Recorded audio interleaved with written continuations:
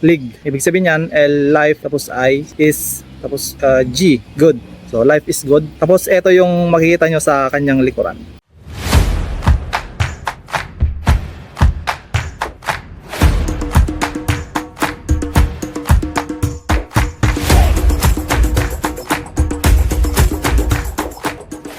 Hi guys, welcome back sa ating YouTube channel, and today ay mula dito sa Nueva Vizcaya Electric Cooperative. Andito tayo at sinamahan natin or ipinag-drive natin ang aking mother para sa kanyang subsidy daw. Meron daw, ewan ko kung ano yun, basta parang insurance.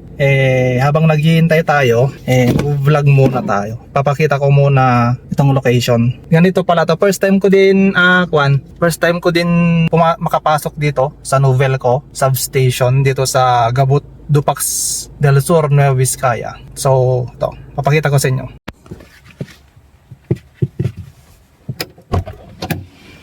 So, subukan nating lumabas dito sa sasakyan. Yan. So ayan, dito na tayo sa labas. Habang nag-iintay kay mama, siyempre magbablog muna tayo. So, ano,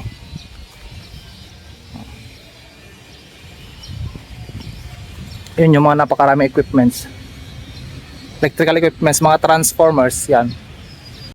So habang andito pa tayo ay kukunin ko na rin yung opportunity para i-flex itong nabili nating t-shirt from yung merch ni Idol Boy First Time, si Boy P. So nag-order tayo sa kanilang Shopee. Yan, makikita nyo, Lig. Ibig sabihin yan, L, life, tapos I, is, tapos G, good. So life is good. Tapos ito yung makikita nyo sa kanyang likuran.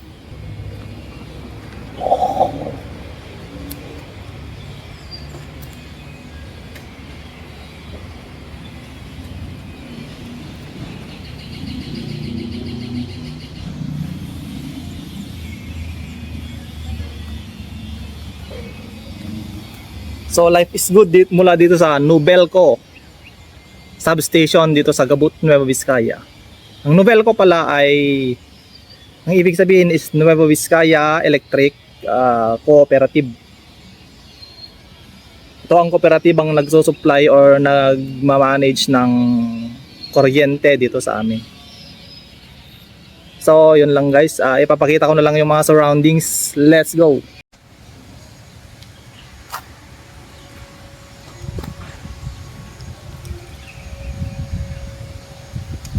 Tingnan nyo yung bundok, oh. Nasunog yan. Tapos may mga nagtutubo ang mga kanyang damo. Yan.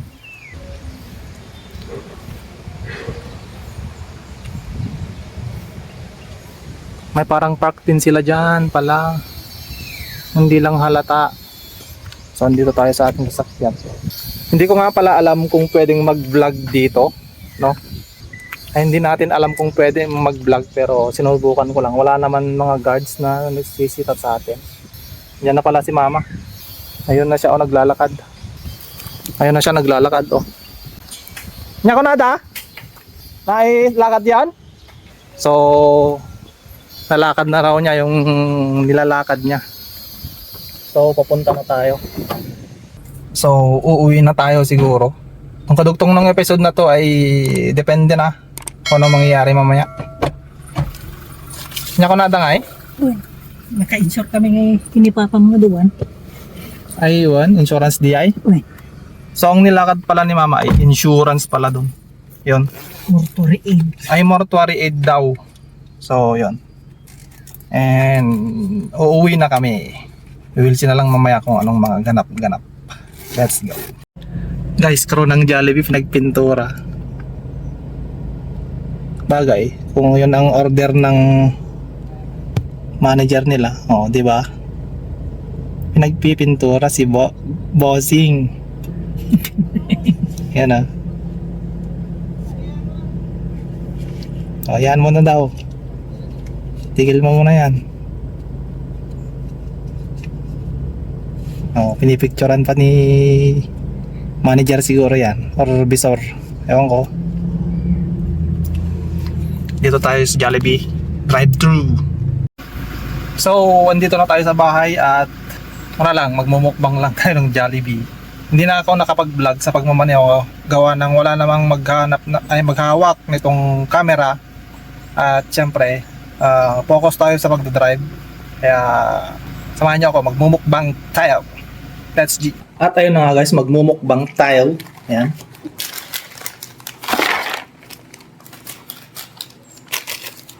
Mumukbang tayo ng Jollibee. Ayan.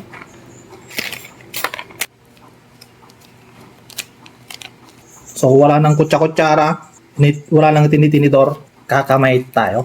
Dito naman tayo sa bahay. So nag-take out kami, drive-thru.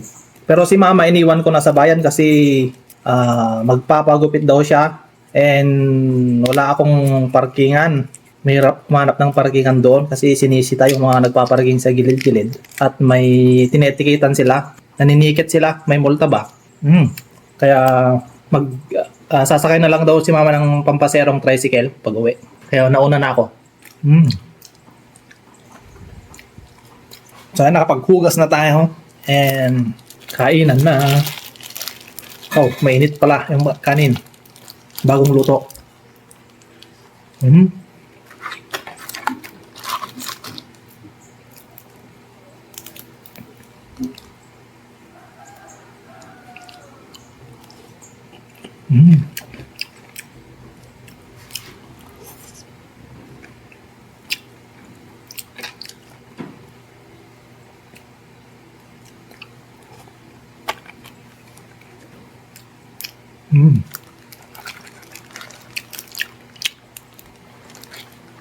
Alam nyo guys, bilang isang farmer, hindi ko na-appreciate yung mga kanin or rice ng mga fast food chain. Kahit sinong fast food chain. Alam nyo kung bakit? Parang ordinary rice lang siya na yung mababang klase ng bigas ba? Pero hindi naman siya yung pinakamababa. At ayan, tapos na tayong kumain and flex ko nga pala ulit yung damit natin. So, nag-avail tayo kasi kung sa mga hindi nakakakilala guys, si Boy First Time ay pinapanood ko siya since pandemic. Isa siyang motovlogger slash van life camper. Ayan. Gamit niya sa pagbaban life ay syempre yung minivan na Suzuki Every Wagon. So ngayon, ang petsa na ba? February 27, so siguro naglo-loop na sila kasi nagpi-Philippine loop sila. Kaya sila nagbenta ng merch para pandagdag ng kanilang siyempre gastusin sa paglo-loop. Kasi hindi naman pwedeng maglo-loop ka, hindi ka gumastos. Siyempre magastos din yon. Kaya nagbebenta sila ng merch. And siyempre, bilang idol ko sila, kumuha rin tayo. At saka kursunada ko rin kasi yung style. So, black t-shirt, yung tatak na League, Life is Good yan. Tapos may tatak pa dito na Arvo PH, kung sino yung gumawa, nagtae. Pati dito sa kanyang yan, sa likod, meron din. Tsaka yung pinakalikod, yan. Yung ipinakita ko kanina, andun tayo sa novel ko, yung likod, yun. So, ubusin ko lang to, tapos lang natin kumain. Pineapple. Dalawa to kanina, kaso natapon sa sasakyan, natumba yung isa. Para kay mama sana yon. Pero yan mo na natapon naman. Hindi ko na secure yung paglagyan. Wala namang ganap dito sa vlog na to. So raw vlog na naman tayo ulit. Para at least man lang is may ma-upload ba? Para hindi magtaka yung algorithm ni YouTube na parang hindi na siya productive or what. Kaya tayo nagbablog. So umpisa na pala ng summer siguro kasi napakainit na. Sa mga previous vlogs ko is malamig. Pati yung hangin malamig. Ngayon tirik na yung araw na yung hangin is medyo maalinsangan, mainit. So talagang mag-uumpisa na ang summer. So ang gamit pala natin ngayon is itong cellphone ko na Vivo V30 Pro. Yung camera natin na SJ-Cam C300 ay hindi ko nadala. Doon naka-charge. Mas convenient sana yung nadalhin kasi maliit ginamit lang siya na handheld camera. No, comparing dito sa cellphone natin. Although may gamit naman akong may gamit akong tripod niya, pero bulky pa rin siya na hawakan, na dalhin. Siyempre gawa ng cellphone natin medyo malapad. Tapos ang orientation pa ng cellphone natin ay pahigang ganyan. Obvious na nagbo-vlog ka. Comparing dun sa action camera na gamit natin na mumurahin, hindi siya takaw attention ba sa ibang tao na ikaw ay nagba-vlog. So, kung hindi nilang mapansin na camera yung hawak mo, hindi nila mapansin na ikaw nagba-vlog. So, yun yung natapon kanina nandun, yung pinakakarpet nung sasakyan is tinanggal ko na pala. So, linisan natin mamaya. Kahit linisan lang natin ng tubig para mabanlawan lang ba at matanggal yung pineapple juice niya. Kasi pag hindi mabanlawan yun guys, or hindi malinisan, kahit tubig man lang, kung hindi matanggal yung pineapple juice na tapon doon ay lalanggamin. Kasi matamis yung pineapple juice na lalanggamin niya. Kaya kailangan malinisan para hindi akyatin ng langgam yung sasakyan. Once in a blue moon lang ako makakain ng ganitong fast food, hindi pa planado, biglaan. Kasi kaysa naman magluto pa pagdating dito, syempre kakain na lang. Time consuming rin kasi yung pagluluto. Kaya nag-drive-thru na lang kami kanina. Yan. Syempre pagkatapos kumain, iligpit ang pinagkainan. Tapos ko rin mamaya. Okay, maglilinis na tayo ng carpet, and depende ulit kung ano yung ganap dito sa vlog natin kasi raw vlog nga and hindi planado ang pag-vlog. Kaya yun. Tsaka kung mapapansin nyo nga, di ba cellphone itong gamit natin, yan. Naninibago ako sa pag-vlog gamit ang cellphone at pag-vlog sa gamit ng action camera. Bakit? Kasi dito sa cellphone, napakalaki yung screen, yan. And parang yung attention ko is nakafocus doon sa screen. Hindi nakafocus dito sa camera. Kaya mapapansin mo ang isang content creator or vlogger, lalo na kung ganito, talking head yung kanyang content, ay mapapansin mo kung cellphone yung gamit niya. Kasi yung attention niya is nandito sa screen. Hindi dito. Supposed to be dito sana. Para mas maganda, para mas parang yung manonood sa'yo is parang connected pa lalo sa kanyang pinapanood. Kasi bilang isang content creator, dapat yung message mo or yung sinasabi mo ay kung saan, paano ba sabihin? Dapat yung attention mo habang nagsasalita is dapat nasa camera para yung manonood sa'yo ay parang connected din siya sa sinasabi mo. Parang nakikichismis lang ba yung mga marites, ganun. So marami na akong nadaldal. Out muna tayo dito. Liligpitin ko lang tong pinagkainan natin.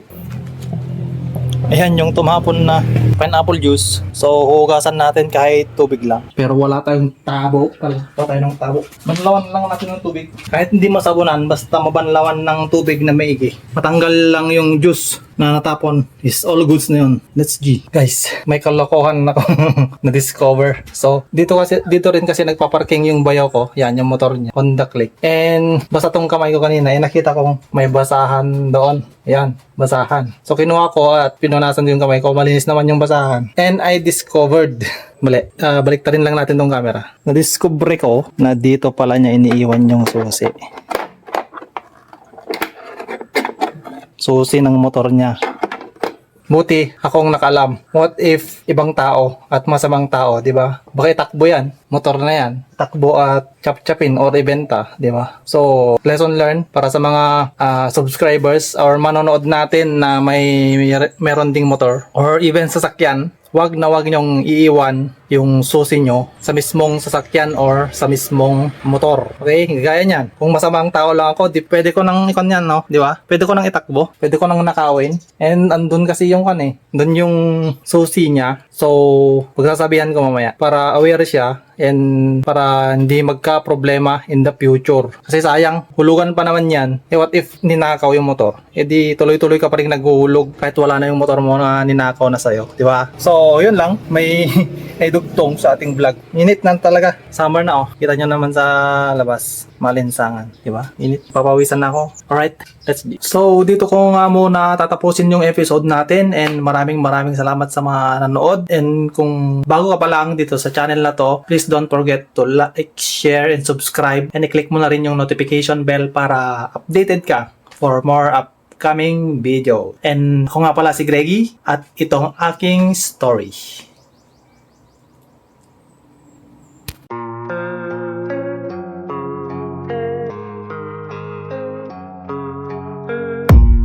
I don't really